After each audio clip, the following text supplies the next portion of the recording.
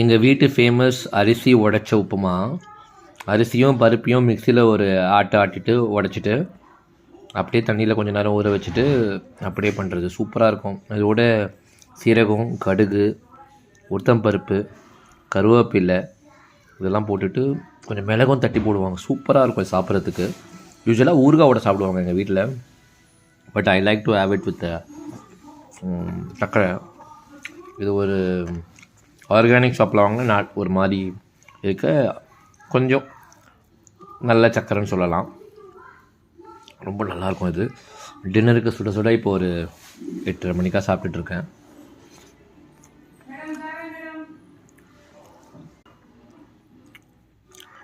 இது கூட ஊறுகாய் ரொம்ப நல்லாயிருக்கும். மாங்காய் ஊறுகாய். சில டைம் இந்த மிளகு போடுறதும் உளுத்தம்பருப்பு வாயில் போடுறதும் டேஸ்ட் சூப்பராக இருக்கும்.